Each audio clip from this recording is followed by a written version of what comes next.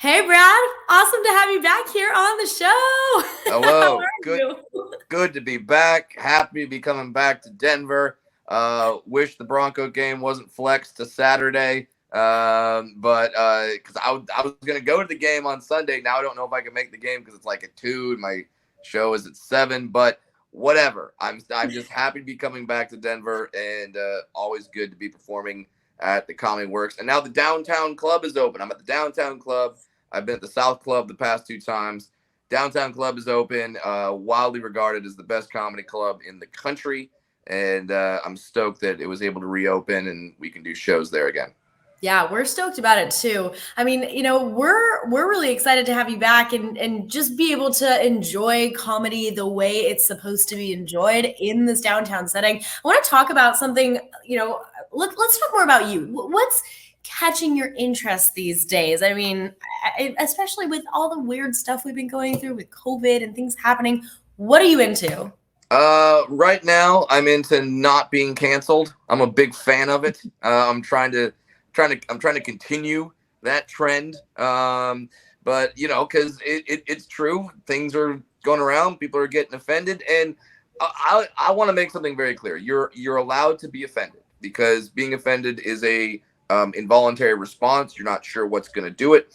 What you are allowed to do is control how you react to being offended. And personally, when I get offended, I go, that thing, I didn't like that very much. And then I move the heck on with my day because there's more important things. I don't get on my computer. I don't, this person could never work again.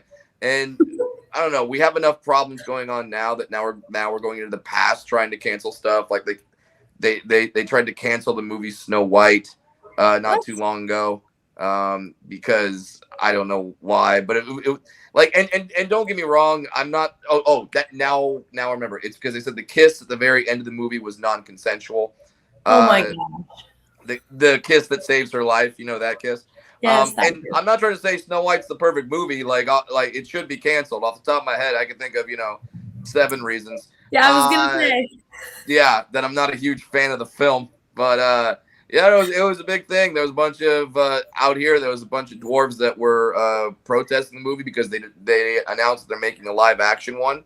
Mm, Um, they're like how they did the Lion King and yeah. all those live actions. Now they're doing one for Snow White, and a lot of dwarves are very mad about that. So they had a big protest out here in Hollywood. This is like a few weeks ago. They walked out in the middle of Sunset Boulevard, stopped traffic. We lost a lot of good men that day. We lost a lot of good dwarves. It was brutal. Oh my gosh. Well, hey, I'm really happy you're bringing all this up, especially when it comes to controversy, because this is something I wanted to talk to you about. You have some strong opinions about the words little people. You have to share some of those opinions too. Tell us about this. Yeah. I don't know because now in the age of political correctness and no one wanting to say the wrong thing, Right. a lot of people are coming to me like, okay, so like, what are you called? And I mean, it's such a strange thing. I don't really get offended by much. But you're not supposed to say the word midget. Me personally, I don't care. It doesn't for me. It's all about intent. I literally did a show in Texas one time where some guys I got them kicked out because they were being jerks. And at the end of the show, I was walking to the car that was taking me to the hotel. We see lights come on from a pickup truck, and they started driving towards me. And a guy's in the back of the pickup truck, and he yells out, "Kill the dwarf!" Oh, And when he did that, I didn't stop and go, "Oh, thanks for using the proper terminology." Like I didn't do that. I just ran. So to me, it's right. all about context and all about intent. I don't really care about the word midget. To me, it almost sounds fancy. It sounds French, like, "Oh, I'm a midget," and it's yeah, it's like pinky up. And then you're supposed to say dwarf or little person. Little person to me sounds a little condescending because it's just like you're a little person. You're like a person, but you're little. Oh my. And like little person just seems like you're a very short person. It doesn't seem like there's anything quite different about you, and it's not very specific because like when I hear he's a little person, I'm like, right, Mexican. They're very tiny people. I'm out here in Southern California. They're very tiny.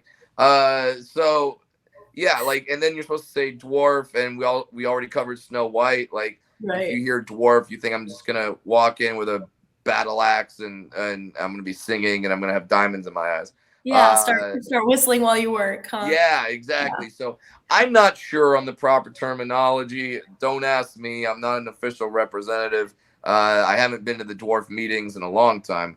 Okay. Fair enough. So I would just say have the best intent. Go with little people most of the time. That's usually a good, safe bet. There are a few out there that go like, no, we are persons of short stature, and I'm like, that takes too long.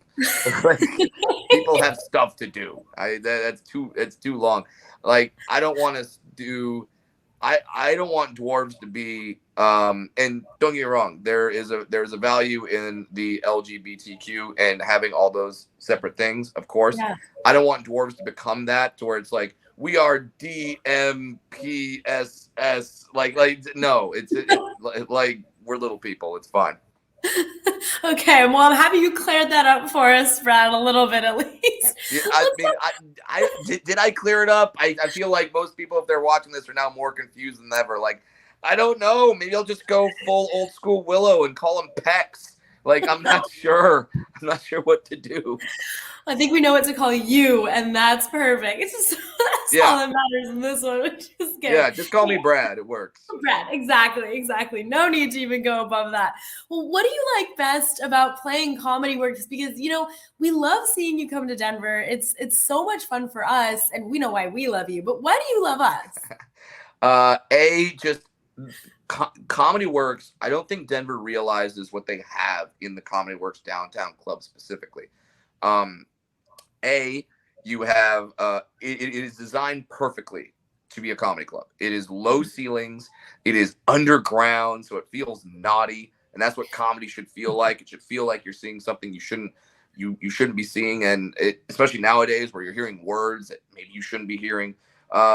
It's low ceilings, so the sound is really great, the laughter rolls, and then everyone's facing forward in that club. No one's, because sometimes people go to a comedy club and they're like dinner tables, but they're on the Right. side. So they're like eating their dinner like this, and they're like, "Oh yeah, good point. Back to my mozzarella sticks. Thanks.